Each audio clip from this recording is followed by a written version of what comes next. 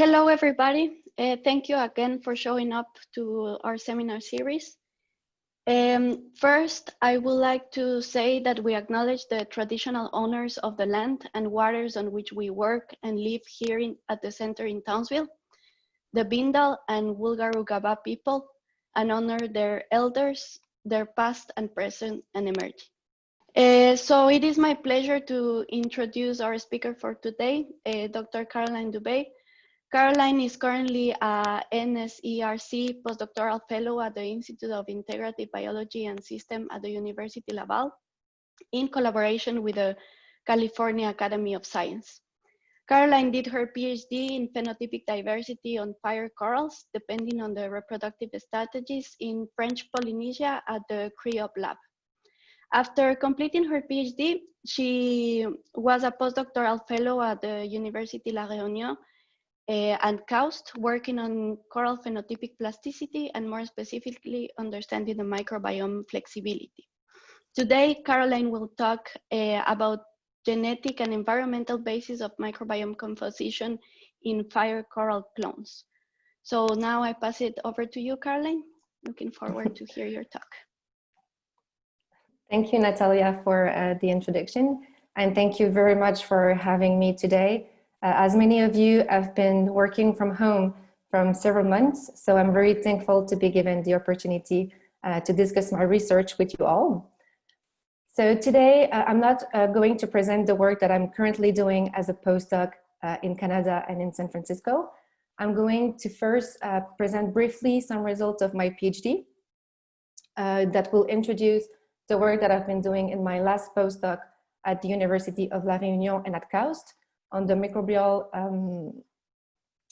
communities that are associated with fire coral, and more specifically into the genetic and environmental basis of microbiome composition in fire coral clones.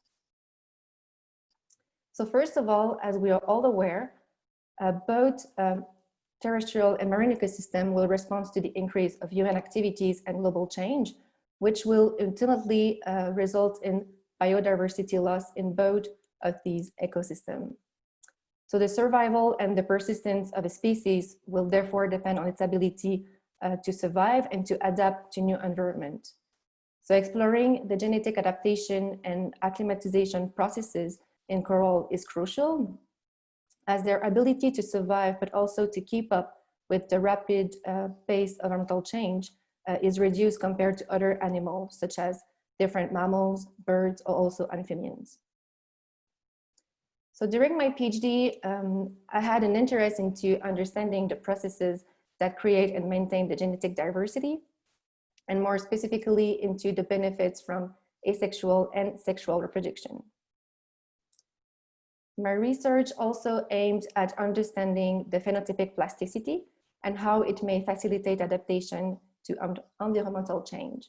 During my PhD, I looked into the morphological variation in distinct reef habitat, and now I am more looking into the variation in microbial communities in order to understand the contribution from the host genotype, but also the environment to the holobiome structure. Since I started my PhD back in 2012, my work has primarily focused on Millepora hydrocoral, which you might know as the fire coral.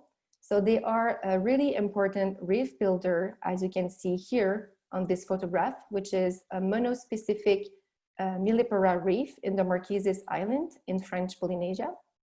But despite being a really important component of the reef community, they've been relatively understudied. Similar to scleractinian corals, they shelter the dinoflagellate algae and other microorganisms. So their health and stress tolerance will also depend on the structure and composition of their microbial communities.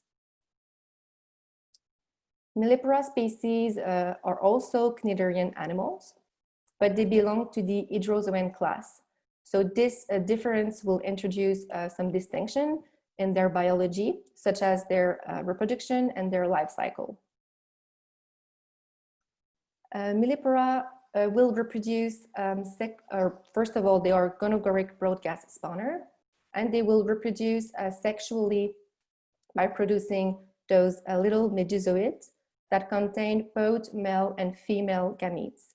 And the fertilization will occur in the water column and will lead to the formation of a planula larva. On the other hand, the asexual reproduction will only occur through fragmentation, as the production of asexual larvae has never been described so far in this genus. So here are some photographs that shows the gametes and the larva in fire coral. So in A, you have the female medusoids and two oocytes that are about to be released in the water column. So you see here all the orange dots are the dinoflagellate algae that are already present in the oocyte. And the same applies for the larva. And this larva will eventually settle on the substratum and metamorphose into a new recruit, with here the first spore. So in fire coral, the dinoflagellate algae are vertically transmitted to the offspring.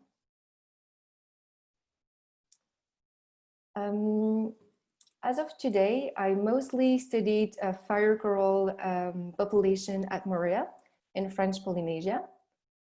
So as you see here, Moorea, it's a typical barrier reef ecosystem, but the only species of Millepora that is found there is Millepora platyphila. And this species can be found in different reef habitat on the barrier reef.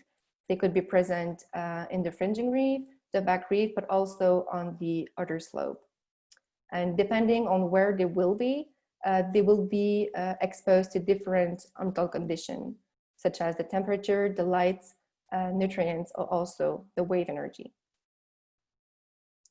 One of the first things that I've noticed when I first dove in French Polynesia, among, of course, other things, was the extreme phenotypic plasticity that exhibited by Millepora.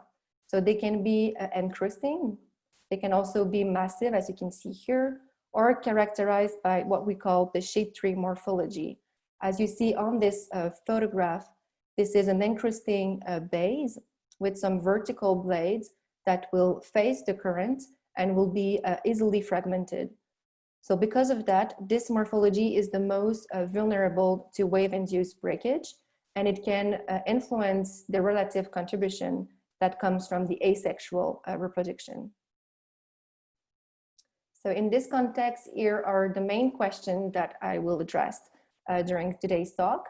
So where does genetic diversity come from in populations of fire coral, and whether this diversity can translate into distinct phenotype in response to the environment? So we first sought for possible variation in the relative contribution from asexual and sexual reproduction in distinct reef habitats. We also look into the differences in colony morphology across different reef habitat, but also host genotype. And finally, we look at the changes in the microbiome composition across the reef habitat and host genotype. So to answer these questions, we've selected 3 reef habitats on the North Shore of Moorea. So 2 that are located on the fore reef, so the mid slope at 13 meters depth, and the upper slope at 6 meters depth, and finally the back reef in the lagoon. And within each of these habitats, we perform 3 bell transects of 300 meters long by 10 meters wide that were set parallel here to the reef crest. And within each of those transects, we performed an exhaustive sampling of all the fire coral colonies that we observed. We georeferenced them to further draw a map with X and Y coordinates. We took measurement and photograph to estimate the actual size of the colony, and we took a DNA sample to do the genetic population analysis. So these surveys resulted in 3,160 colonies in total. The first thing we did back in the lab was the genotyping using 12 new microsatellites that we developed in our lab. And then we assign each of those colonies to a multi-locus genotype. So we assume that the colonies that are characterized by a similar, even identical genotype were clone mates. so therefore produced through asexual reproduction. On the other hand, the colony that had a unique genotype within our data set were assumed to be performed through sexual reproduction. So here is the map of all the colonies that we've collected during my PhD. You can see the 3 transect that we did with the 300 meters long on the x-axis and the 10 meters wide on the y-axis. And this for the 3 different reef habitats. The actual size of the dot that you can see here will represent a colony and will be an estimate of its actual size. It goes from the tiny recruits to the biggest adult. And in pink will be the colonies that have a unique genotype, and the blue one will be the one that belong to a clonal lineage. So they will be the produce of asexual reproduction. So this graph shows that there's at least 80% of the colonies that were produced through asexual reproduction via fragmentation.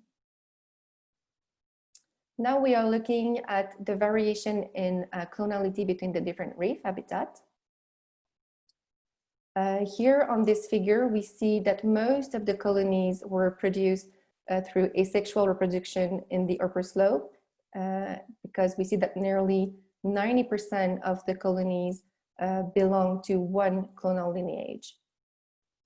On the other hand, the asexual reproduction and sexual reproduction contribute almost equally to the population maintenance in both the mid-slope and back reef habitat. Despite this very high contribution from the asexual reproduction, we were still able to identify nearly 1,000 of different genotypes, which is the highest ever reported so far in both terrestrial and marine ecosystem. But this might be due to the fact that we have surveyed a very large area and that we also collected every single fire coral colony that we observed during diving, even the tiniest one.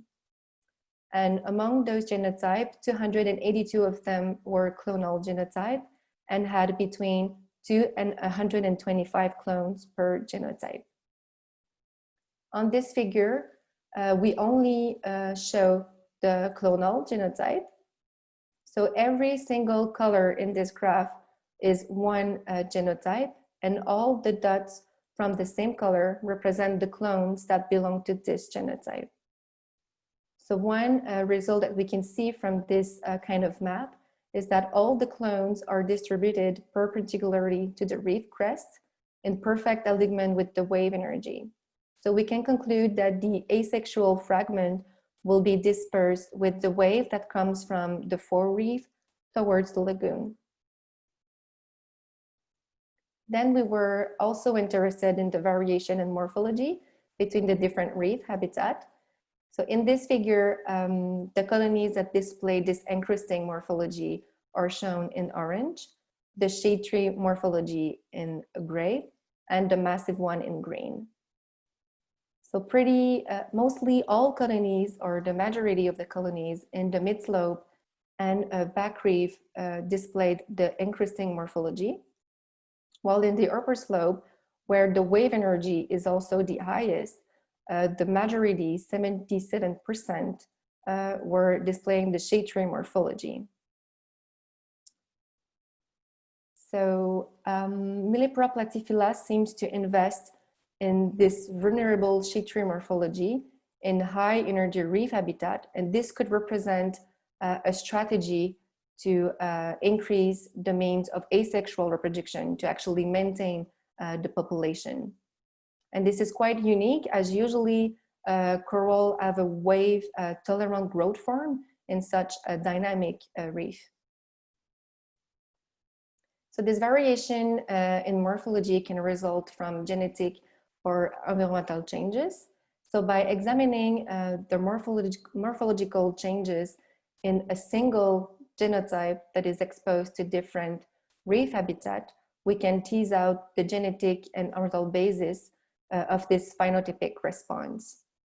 So for the genetic basis, we can assume that one phenotype one genotype will be associated to a single phenotype, while for the orbital basis, one genotype could display different morphologies depending on the environment. Luckily for us, because of our sampling, we've been able to identify 57 clonal lineages with clone that were shared in different reef habitat. So here on the left, you see the genotype that had clone in at least 2 of these 3 habitats. And on the right side, the morphology that is associated to these colonies. If we look, for example, to this genotype that had clone in the 3 distinct habitats, you see that they are displaying the encrusting morphology in the back reef and mid slope, but they have the sheet tree morphology once again in the upper slope. So it shows that one genotype can express different phenotype depending on the habitat in which they will grow. And the fact that Millepora seem to invest in this vulnerable sheet tree morphology may have some benefits in terms of the reproduction that will outweigh the cost of getting injured through the fragmentation. So this data set gave us quite a unique opportunity to look into the bacterial variation in genetically identical coral hosts that are exposed to different environments. There are previous studies using transplant experiments, such as this one in the Red Sea, that demonstrated that the coral-associated bacterial community compositions are not stochastic, but mostly determined by the coral host species. As you see here, the microbiome of the Acropora and Posipora corals are quite distinct. And it was also determined by the coral host habitat. So here in Acropora, we see that the microbiome is also different depending on the location in which they've been transplanted. Oh, where am I? Sorry. So this specific variation in microbial communities might serve as a potential source for the adaptive variation in the response of orbital changes. But yet, most of the studies that has investigated the relative contribution from host genetic background and surrounding environment on the microbial community in nature, so without doing any experiments, are scarce and mostly limited to the biomedical field and human microbiome studies.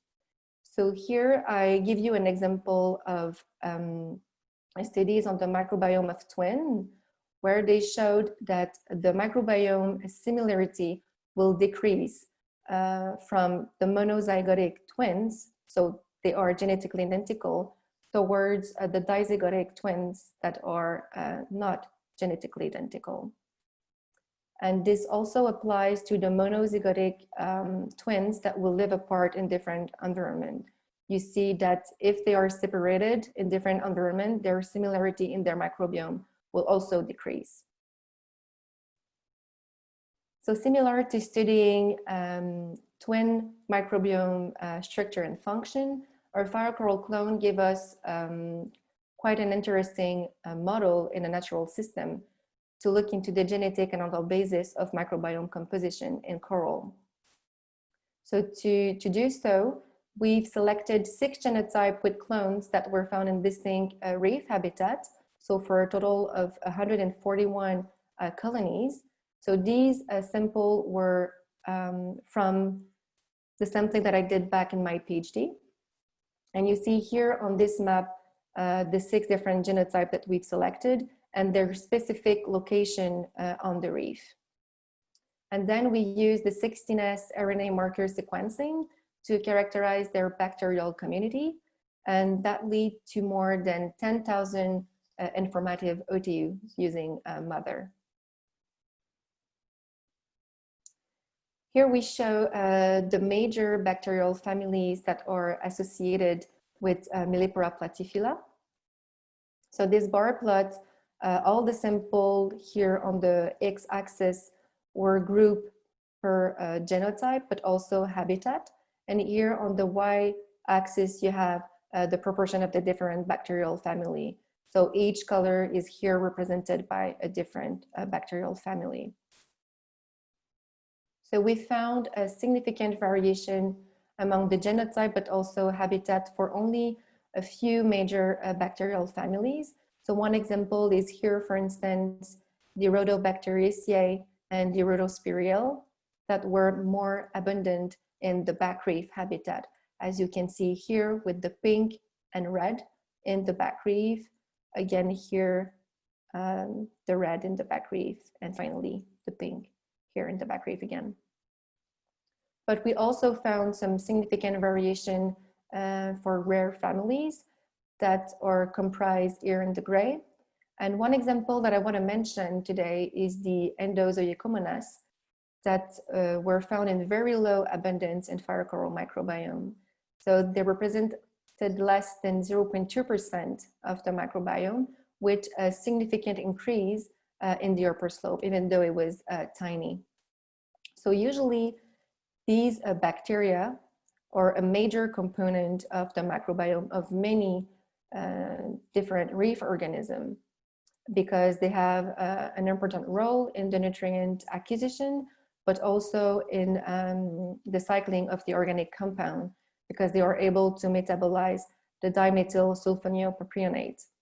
But this capacity to degrade this organosulfur compound has also been described in a variety of different bacterial taxa, such as the Cytophagia and the Flavobacteria. And these two kind of bacteria were found in very high abundance in the hydrocoral microbiomes. So we suggest that these two kind of bacteria might play the role that is usually done by the endosymbionts in other reef organisms. So now we wanted to assess the genotype effect on the bacterial communities. And to do so, we look at the variation in bacterial communities at the OTU level in each single habitat where different genotypes were found. So by doing so, we don't have a confounding effect from the genotype and habitat. So here, each MDS represents a single habitat, and each dot here represents a clone that belongs to a given genotype. If we look at the mid-slope, for instance, we see that the microbial composition is quite distinct between, and is significant, between the genotype 2, the genotype 5, and 6. And this significant variation between genotype is also found for the 6 genotype that occurred in the upper slope, and also the 3 genotype that occur in the back reef. So this suggests a host genotype effect on the microbiome composition. Then we wanted to identify whether there are some bacterial OTUs that were specific to a given host genotype. And we did this kind of analysis with the endic species R package, and we only retained the OTUs that were highly significantly associated with one particular genotype. So on this heat map, the sample were this time grouped only by the genotype. On the y-axis, you have the identified bacterial OTUs that we identified through the index species analysis. And each cell represents the standard transformation of the counts of each of the single bacterial OTU. And the darker red shades represent an OTU that is more abundant in this given genotype. So we were able to identify between 1 and 51 OTUs that were specific to a given genotype. So that means that every genotype associates with a specific set of bacteria. And if we look now at the bacterial families that were associated to these genotype-specific OTUs, we see that they are quite diverse, as you can see here. And this bar plot shows the specific bacterial communities that is associated to each genotype, so from G1 to G6. And the dotted bar here represent the non-specific OTUs, and each color bar represents one of the bacterial family. So the first thing we notice here is that the specific OTUs are detected in very low abundance. So they represent less than 1% of the microbiome of each specific host genotype. But like I said, they are really diverse and differ between the different genotypes. But altogether, all these bacterial family were mostly associated to the alpha, beta, delta, and gamma proteobacteria classes. Now, we wanted to look also if these genotype-specific OTUs had an impact on the metabolism of the host. So to do so, we perform a metagenomic analysis to identify predicted functional profiling of each specific bacterial OTUs. So we've been able to identify 34 functional traits that distinguish the microbial communities that are associated with a given genotype, and they were mostly linked to an enrichment related to the metabolism. This could be for the carbohydrate, the energy, the amino acid, or the lipid metabolism. With this figure, I wanted to show that, for example, for 4 out of 6 genotypes, like G1, G2, G3, and G4, they were all characterized by an enrichment in carbohydrate metabolism, so each single of them. So this shows that the presence of taxonomically diverse but functionally similar bacteria suggests that the bacterial communities in each distinct host genotype might be structured by the functional redundancy rather than having specific bacterial taxa. So this was for the genotype effect. Now we wanted to know if there's also a habitat-induced variation in the bacterial community. And to look into this, we focused on the bacterial variation within single genotype with clones that occur in different reef habitat, for once more not having the confounding effect with the genotype and habitat. So each MDS here represents one single genotype, and each dot represents a clone that is found in a given habitat. So in G1, we found a significant differences in the microbial community between the clones that were found in the back reef in red and the upper slope here in yellow. And this was also the case for every single genotype that we did the analysis with. So this shows that there is an evidence of flexible microbiomes in hydrocoral clones. Once again, we'll look at the specific bacterial OTUs, but this time for the habitat. And we did the same analysis that we did before with the genotype with the index species air package. For this map now, the sample are grouped by the habitat. And we've been able to identify between 4 to 244 different OTUs. The very high number of specific bacterial OTU in the back reef habitat, as you can see here in red, are 20 to 60 times higher than the other 2 reef habitat. And this suggests that having a very diverse microbial community might provide a broad set of metabolic function to respond to this highly variable environment.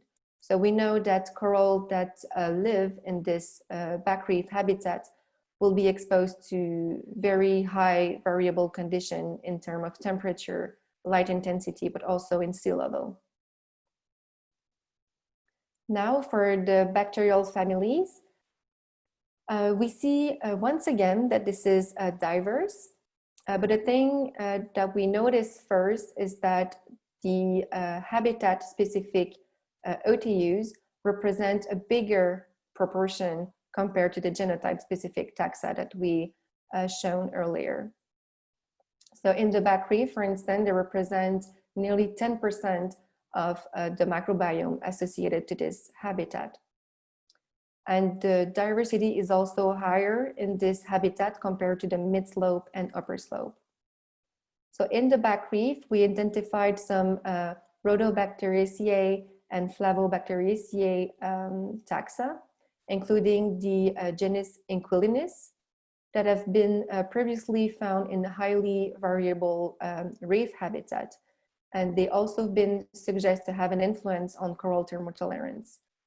So the fact that we found these bacteria in the back reef habitat quite makes sense, because this habitat, this is where we will reach the higher value for the temperature. In the mid-slope, we identified some delta protobacteria and rhizobial that were previously identified to be involved in nitrogen and sulfur cycling. And finally, even though we only found 4 specific OTUs in the upper slope, they were all belonging to the Cetophagia and Flavobacteria group. And as I said earlier, those bacteria are known for their role in the nutrient uptake.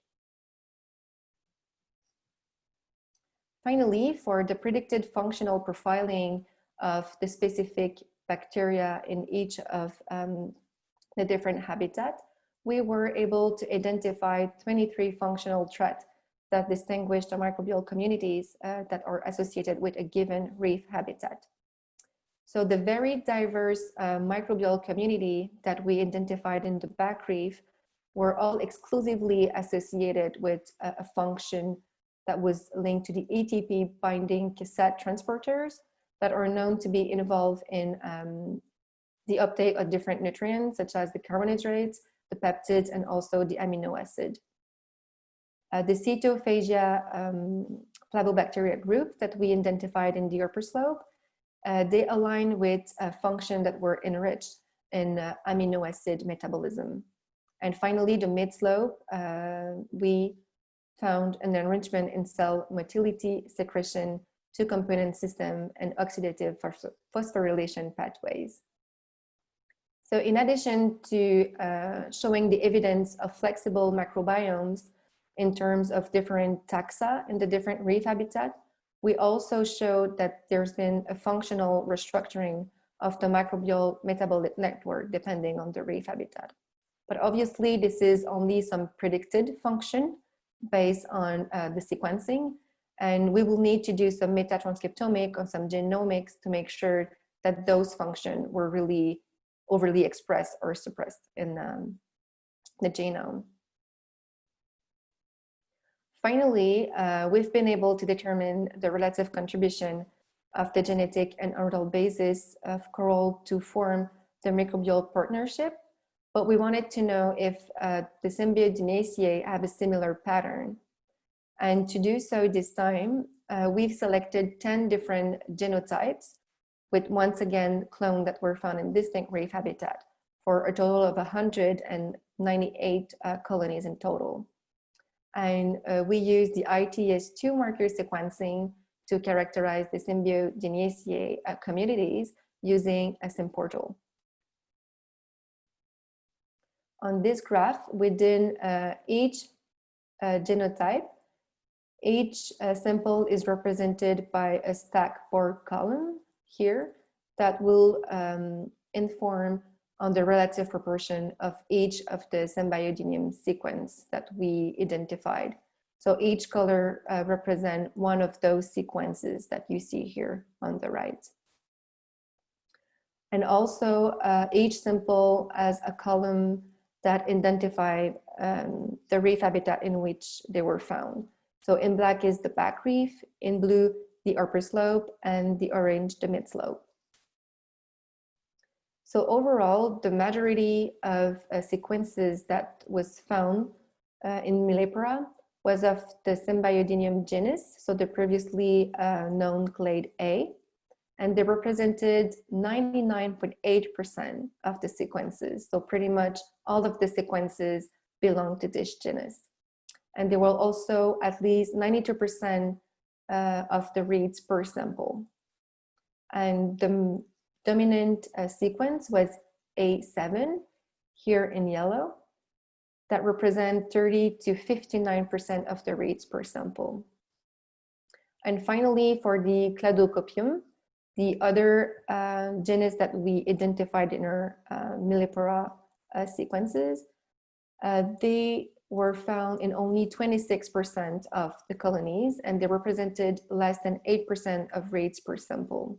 And they were mostly of the C116 and C15.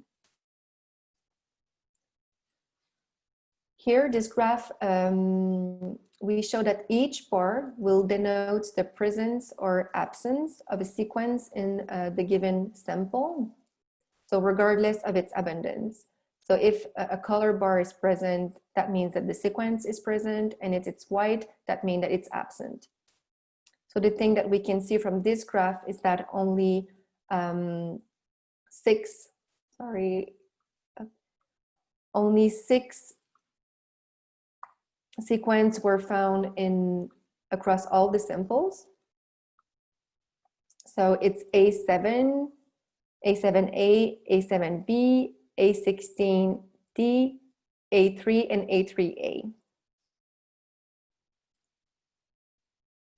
Then SimPortal identified 7 different profiles based on the sequences that were present in the sample. So here, for instance, the name of the profile represents the presence of each of those sequences, and the other of the sequences also relate to their relative abundance. So going for the most abundant sequence to the least abundant. And in this graph, we see that every single sample is associated to a single profile. And here, this dendrogram shows the similarity between the 7 profiles that we identified in our Symbiodinium community. So the most abundant profile was this blue one here that is found in almost all genotypes.